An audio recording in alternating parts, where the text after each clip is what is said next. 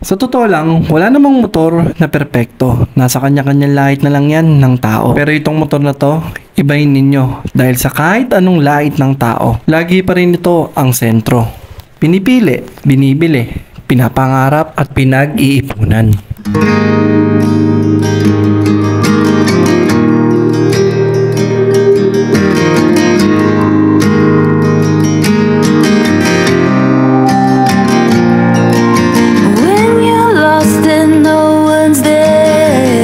Introduce ang Yamaha NMAX noong 2015. Kasagsagan pa noon nung college days ko. At yun din yung time na nakilala ko yung ABS at Blue Core ng Yamaha. Naalala ko pa noon, ito pa yung unang ginamit ko nung nag-vlog ako at nag-delivery sa Lalamove. After ko nga mabenta na to, nagkaroon ako ng TVS, nagkaroon din ako ng Suzuki Bergman. Pero hinanap-hanap ko talaga yung comfort at itsura ng Yamaha NMAX. Kaya after nyan, I decided na bumili ng version 2 ni Yamaha NMAX. At ito yung mga naging komento ko after 8 months.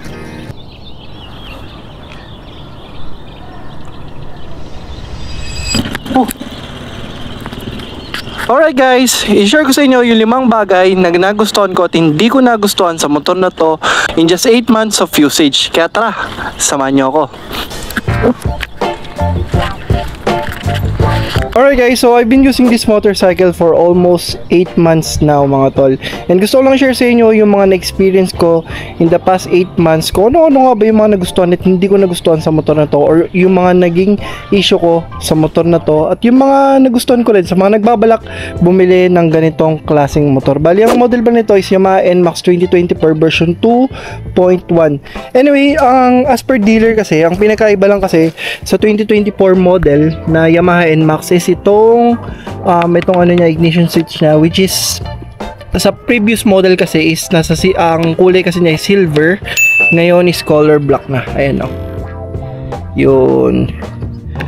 So comment down below mga tol kung may mga kulang ako na na information regarding sa 2024 model na Yamaha NMAX. So ayan, proceed na tayo sa sa mga naging unahin muna natin sa dislikes ko sa motor na to, or yung mga hindi ko nagustuhan sa motor na to in the past 8 months. Anyway, this is just in my experience lang naman sa mga na-experience ko sa motor na to. Depende pa rin yan sa mga na-experience ko sa mga kanya-kanya yung motor. Opinion ko lang naman to sa paggamit ko dito sa motor na to. So first of all, yung first na naging problema ko sa kanya is itong front shock natin. Anyway, I think after 1 month ko siya napansin mga tol, yung kasi dito sa lugar namin is medyo malubak. Dito sa front shock na yan, ramdam na ramdam ko yung lagutok dito sa may front shock natin. So yun yung unang naging problema ko sa motor natin. So anyway, ang nagawa lang namin natin dito is pinaripak natin mga tol, which is yun yung isa sa mga suggestions ng mga mekaniko natin na para mas gumanda yung play ng front shock natin mga tol. So yun yung naging solution ko, yung pagre-repack nitong front shock natin mga tol. So pangalawa ko naging problema mga tol is itong dragging ng motor natin.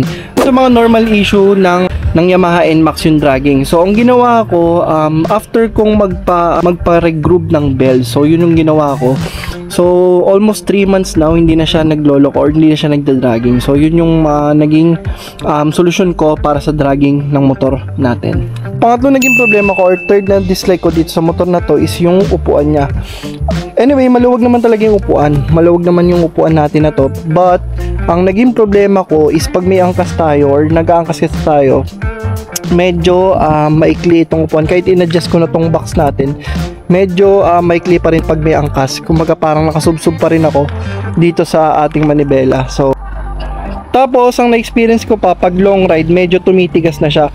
Siguro in the first 2 hours of riding ditong motor na to, medyo hindi ko pa siya ramdam. Pero nung na-try kong mag long ride sa may Pangasinan, dun ko na-experience yung tigas ng upuan niya mga tol. So ayan. So yun yung naging third issue ko sa motor na to. Fourth issue ko or naging dislike ko sa motor na to is yung ilaw. Kahit yung highlight ng ilaw nito is medyo, yung high beam ng ilaw nito is sobrang hina talaga sa gabi. Kaya ang ginawa ko nung nag-endurance tayo is ito. Naglagay tayo ng mini driving light. Ang brand pala nito is Smoke, nasa 20 watts sa Manata. And malaking tulong siya lalo na sa mga madidilim talaga na lugar mga tol. So ayan siya. So, yun yung pinaka ano ko dito na medyo mahina talaga yung ilaw ng Yamaha NMAX. Anyway, karamihan din naman din talaga ng motor medyo mahina kasi yung na-try natin yung PCX, mahina rin yung ilaw niya, kaya yun, yung iba talaga naglalagay ng mini driving light. So, ayan yung fourth issue natin.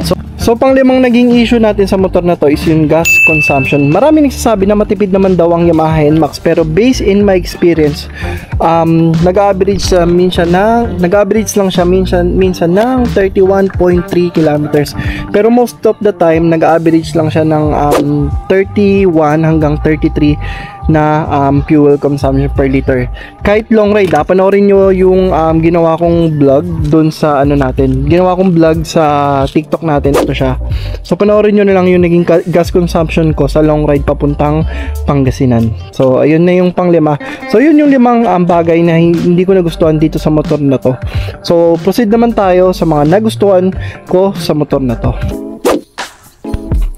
So unang-unang nagustuhan ko sa motor na to, since malaki tong motor na to, it's a 155cc, malaki rin ang legroom niya. Ayan o, ang height ko pala is 5'9". At kahit iliko mo siya na iliko na ganyan, hindi siya tatama. Kasi may mga ibang motor or na-try kong motor na iba is tumatama. Kasi may mga ibang motor na maliliit talaga yung legroom. Katulad ng Honda Click, kahit yung 150cc nila, medyo maliit talaga. Hindi katulad ni Yamaha NMAX, pwede mo siyang extend yung paa mo na ganyan. Kaya sobrang komportable ka talaga.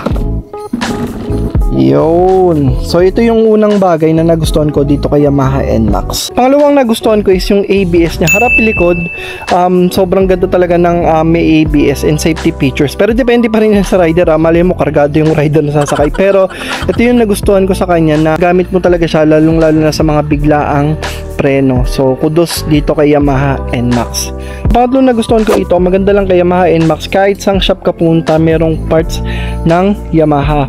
Unlike dun sa previous motorcycle natin na Suzuki Bergman, medyo nahirapan talaga ako, tapos per order pa pag hindi available yung parts dito. So pag bumili ka ng motor na to, hindi ka na problema sa pyesa, kahit sang shop makakabili ka. Kumbaga sa kotse, para siyang Toyota. So ayan siya. Gusto natin dito is yung power ni Yamaha NMAX. Anyway, marami na rin ako na-try ng motor, pero si Yamaha NMAX lang talaga ang isa sa mga kumbaga mahilig, kasi depende sa riding habit mo. Pero si Yamaha NMAX kasi hindi talaga ako nabibitin dito, lalo na sa mga overtaken or sa mga fast pacing na rides mga tol. So sa power wise, mas gustong gusto ko yung power ni Yamaha NMAX. So last but not the least, ito yung nagustuhan natin is yung pocket. So karamihan ng motorsiklo dito sa Pilipinas is bihira lang talaga yung mga naglalagay ng mga malalalim na pocket or dalawang pocket na ganito. So ayan no, sobrang luwag talaga ng pocket niya. Yun. So yan, kahit malalaking cellphone, kasyang-kasya dyan. And sobrang convenient kasi pag may pocket, hindi mo nabubuksan yung underseat mo para maglagay. Pwedeng-pwede na siya dito. And anyway, may charging port pala siya. Yan na maganda sa lalong magamit mo to lalo pag ikaw ay delivery rider, joyride, or kahit anong hailing apps mo pa. So sobrang useful nitong front pocket na to. So yun yung limang bagay na nagustuhan ko dito kay Yamaha NMAX natin. For me, at the end of the day, depende pa rin yan sa preference ng tao. Iba't iba tayo ng gusto at iba't iba tayo ng hilig. Para sa akin, kung sa tibay at reliability, subok na tong Yamaha NMAX natin. Sobrang highly recommended ko tong motor na to, kahit marami siyang lait at marami siyang nagiging issue. Ang magiging usapan na lang dito ay depende na lang sa pagmamahal at pag-aalaga mo sa motor na to. Wala naman talagang perfectong motor Nasa sayo na yan kung paano mo siya susolusyonan. At maraming salamat kung nakabot ka man dito, and don't forget to comment, like, and subscribe kung nagustuhan mo yung mga ganitong content. And this is Ship Vlogs. See you next vlog, everyone. Peace out.